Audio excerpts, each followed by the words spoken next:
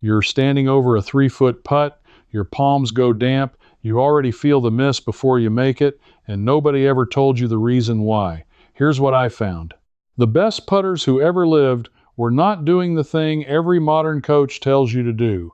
They were doing the opposite, and the proof was written down more than 100 years ago, then quietly left to rot. I traced it to a single instruction book from 1896, a method that vanished from the game, and a study that proves it still works today.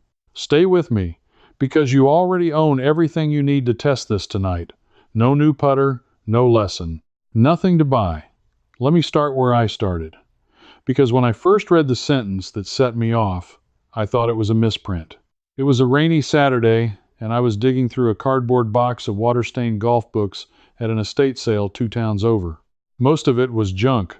Old scorecards, a cracked wooden tee, a magazine from the 1960s. But at the bottom was a small green cloth book, the spine barely holding, and inside the front cover somebody had written in pencil, "This is all you need.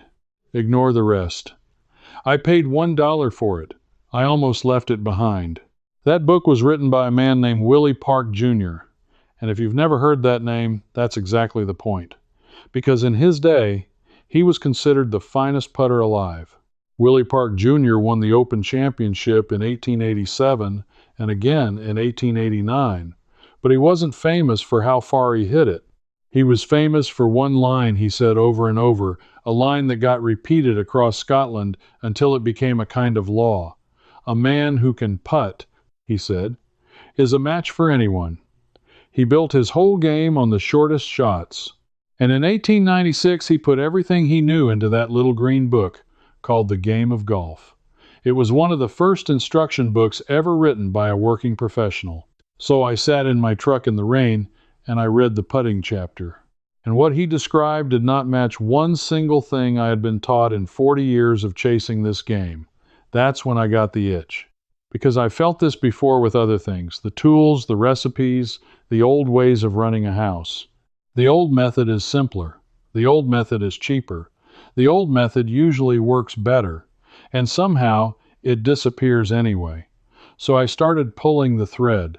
And the deeper I pulled, the more it looked like somebody wanted this particular thread cut. Let me show you the first thing that didn't add up.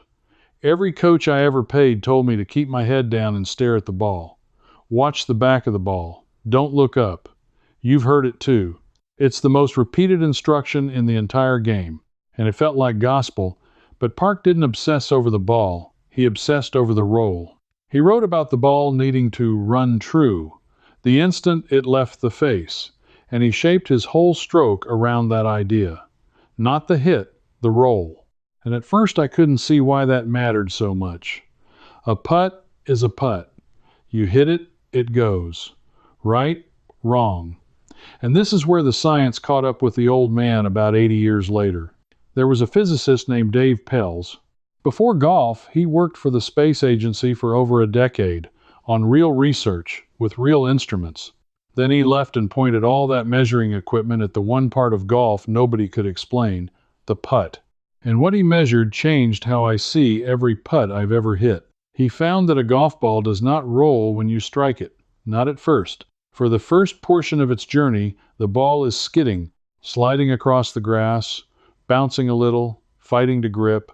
Only after it settles does it begin to truly roll end over end. And during that skid, the ball wanders. It gets knocked off line by every tiny bump and every blade of grass. Pelz measured that a ball can spend close to the first 20% of a short putt skidding instead of rolling. Think about what that means. On a 10-foot putt, the ball might skid for the first 2 feet before it ever starts rolling straight. 2 feet of your putt is basically out of your control. 2 feet of luck, and you're blaming your stroke. So the question that kept me up that night was simple. If the great old putters knew the roll was everything, did they have a way to kill that skid? A way to make the ball grab the ground and roll true almost instantly? They did. And it's the exact thing modern teaching trained out of us. Which brought me to a second man and a much stranger trail. His name was Bobby Locke, a South African, heavy-set, always in a white cap and +4s that were already old-fashioned in his day. He won the Open Championship 4 times, in 1949, 1950, 1952, and 1957. And the players who watched him said flatly that he was the greatest putter the game has ever seen, not one of the best. The best. Here's the strange part. Locke putted in a way that would get you laughed off a modern practice green. He set the ball forward, off his front foot. He took the club back to the inside, on a curve, not that straight machine line stroke you get taught today.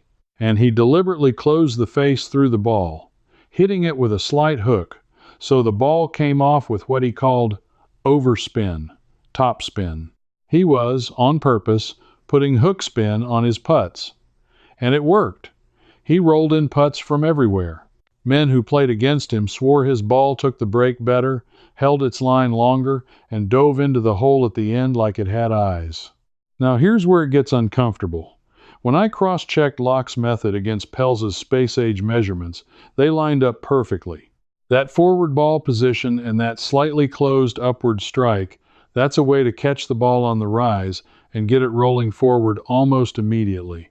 Less skid, more true roll. The old champion, working purely on feel in the 1940s, had found the same answer the physicists proved with machines decades later. So why does nobody teach the Locke method anymore? Why did I never hear his name from a single coach? That question is where the story turns dark. Because the answer isn't that his method stopped working. The answer is that it stopped being profitable to teach. Let me lay it out, because this is the part that made me angry. Somewhere in the last 50 years, putting stopped being a skill you learned and became a product you bought. Think about it. The straight back, straight through, head frozen over the ball method that everybody teaches now, that method is very hard to do by feel. It's mechanical, it's fussy, and a mechanical method needs mechanical help. It needs a training aid.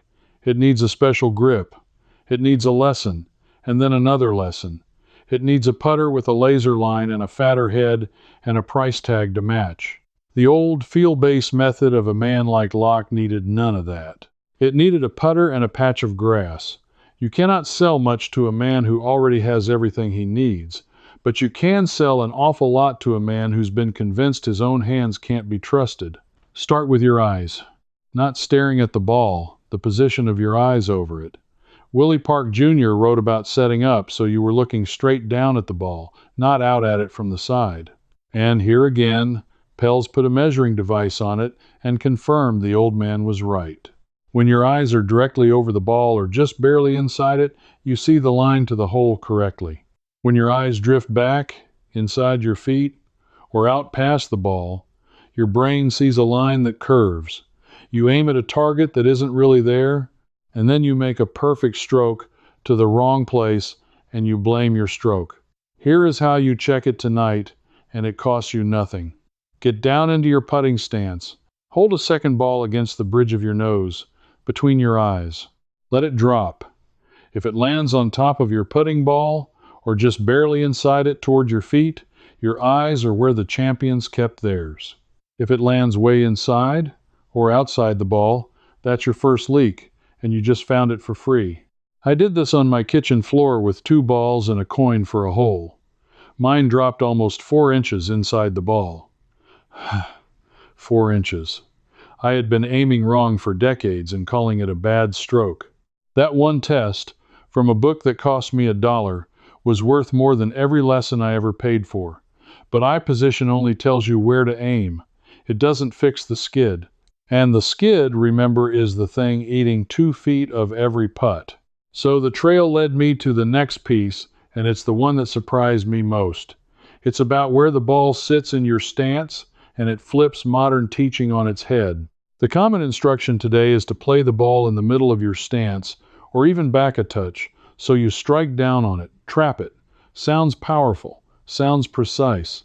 But when you strike down on a putt, you drive it into the ground, it hops, and it skids even longer before it rolls. You are manufacturing the exact problem Pelz measured. Locke did the opposite, and so did most of the great old field putters. Ball forward. Just inside the front foot. This lets the putter reach the low point of its swing and start moving very slightly upward as it meets the ball. Catch the ball a hair on the upswing and you lift it into an immediate forward roll. The skid gets shorter. The ball grabs the grass. It holds its line. It behaves. That's the villain here. Not one company. Not one man. And if you want to go deeper on exactly how that happened and what the old masters knew that never made it into any modern lesson, I've put it all together in a book. It's called First Fix, and there are 2 more in the series, Deep Fix and Fix It All. Each one keeps pulling the thread on skills that got quietly buried and replaced with something you had to pay for. You can find the details in the description below. If you're the kind of person who'd rather have the whole map than a single signpost, that's what those books are built to give you. But let me show you the mechanics of what they actually did, piece by piece, because once you see it, you really won't be able to unsee it. You can feel this in your living room right now. Set a ball off your front foot. Make a slow stroke and try to feel the putter brushing up and through, like you're trying to roll the ball, not smack it. Watch how it comes off the face. It hugs the carpet and rolls smooth instead of skittering. That's the death of the skid. That's 100 years of forgotten wisdom happening on your own floor. Now, I know exactly what some of you are thinking because I thought it too. You're thinking this all sounds like a lot of practice. Special drills. Standing over a ball for an hour, changing your grip and your stance and hoping it sticks. And maybe you're 68 years old, your knees hurt, and you're not about to spend your evenings bent over a putter on the rug. You're thinking this whole thing isn't for you. Stay with me, because the next part I dug up is specifically for you. It's the part I got most excited about, because it takes no practice, no bending, and nothing you don't already own. It's the single fastest way I found to putt better this week without changing your stroke at all. It's about speed. And it comes straight back to Dave Pelz's measurements. Pelz spent years trying to answer one question. What is the perfect speed for a putt? Not the line, the speed. And he found a precise answer that most golfers have never heard. He discovered that a hole accepts the most putts over all speeds and all break when the ball is rolling at a pace that would carry it exactly 17 inches past the cup if it missed. 17 inches, not to die at the hole, not to ram it. 17 inches past every time. At that speed, the ball is still rolling firmly enough to hold its line through the bumpy edges around the hole, but slow enough that if it catches any part of the cup, it drops in instead of spinning out. Here's why this matters for you tonight, with no practice at all. Most amateurs, especially as we get older and worry about knocking it too far past, leave nearly every putt short. And a putt that's short has a 0% chance. A ball dying at the front of the hole gets pushed offline by every footprint and spike mark in that beaten up ground right around the cup. But a ball rolling at that 17-inch pace bullies straight through all of it. So the drill, if you can even call it that, is just a thought. On your next round, on every putt, picture a second hole, 17 inches, about 1.5 feet, directly behind the real one. Try to roll your ball to that back hole. That's it. You don't change your grip, you don't change your stance, you just change the picture in your head, and you will start watching putts that used to stop short tumble right into the cup. I tried this the very next weekend and made 3 putts inside 8 feet that I would have babied and missed a month before. It felt like cheating. That one idea, free, tonight, is worth the whole video. But I promised you the bottom of this mystery, and the bottom is the strangest thing I found in all of it. Because there was one more method in the old records, the one that got buried deepest of all, the one that sounds so wrong you'll want to argue with me. And it's the one with the hardest science behind it. So let me finish the story of the little green book. After Park's book led me to Locke, and Locke led me to Pelz, I kept pulling. I wanted to know if anyone had ever tested the oldest, weirdest pudding habit of all, the thing you see in grainy photos of players from a century ago and dismiss as a quirk. Because in those old pictures, again and again, the golfer isn't staring down at the ball at all. They're looking at the hole, not at address. During the stroke, they set up, they take one look at the target, and then they keep their eyes on the hole while they make the putt. Sam Snead did a version of it late in his career. Old Scottish caddies swore by it. And every modern instinct in your body screams that it's insane. How can you hit something you're not looking at? Here's the thing. You do it constantly, every single day, and you never think about it. When you toss a piece of trash into the bin across the room, you don't stare at your hand. You look at the bin. When you pour water into a glass, you look at the glass, not the bottle. Your body is built to send things to where your eyes are pointed. It's called your natural targeting system, and it's been running your whole life. Putting is the one and only place we override it, by forcing ourselves to stare down at the ball and cutting our own targeting system out of the loop. Now, here's the hard evidence, the piece the whole investigation was hanging on. Researchers actually put this to the test. In a study out of a university department that studies how we move and how we learn, they took golfers and had them putt two ways. Once the normal way, eyes down on the ball, and once looking at the hole through the entire stroke. And the golfers who looked at the hole had dramatically better distance control. Their putts finished far closer to the perfect distance, especially on the longer putts where three putts come from. The very thing that looks insane produced better results, measured and repeatable. And it lines up with something else the movement scientists call the quiet eye, work led by a researcher named Joan Vickers.